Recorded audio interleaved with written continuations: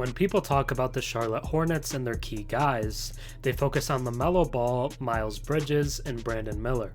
Maybe after that they mention Terry Rozier, Gordon Hayward, and young center Mark Williams. But there's a player that's being severely overlooked. That would be forward PJ Washington. He really showed out in the team's preseason game on Sunday against the Thunder.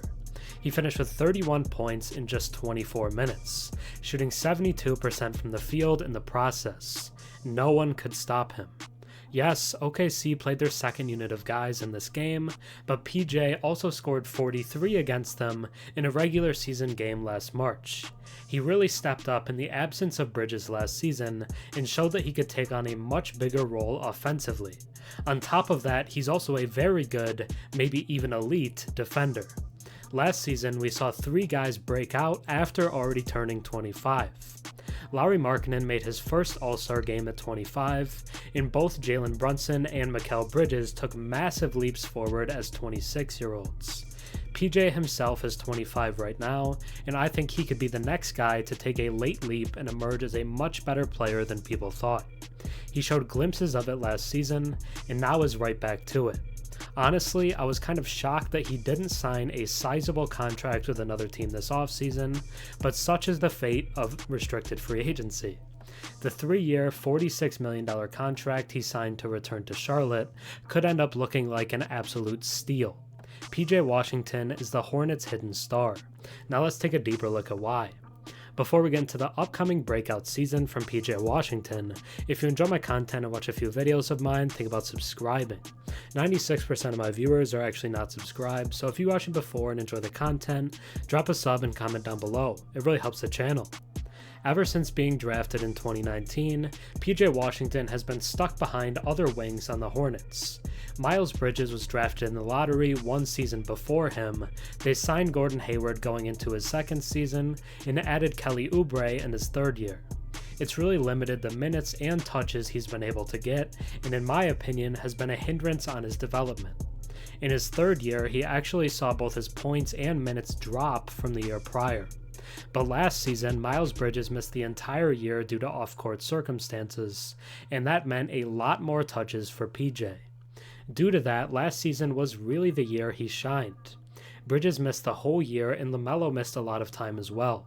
For a lot of the season, Washington was actually a featured offensive piece. He averaged a career-high 16 points per game, as well as 5 rebounds, 2 assists, and a block per game. His efficiency slipped a little, but wasn't too far off from his career averages. He was the team's 3rd leading scorer, not counting LaMelo, who only played 36 games. Only Terry Rozier and Kelly Oubre averaged more than Washington. He's not the level of athlete that his teammate Miles Bridges is, but he is a very impressive athlete as well.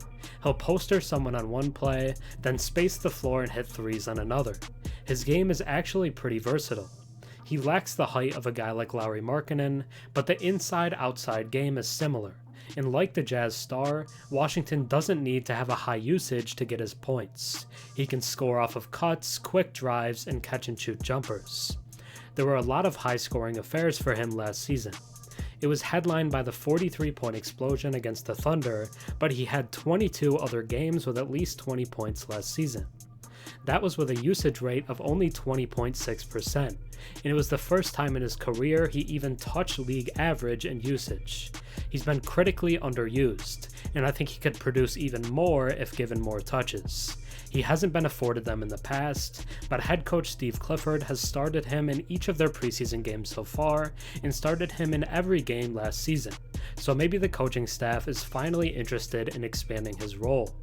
Speaking of the preseason, let's talk about Sunday night's game against the Thunder.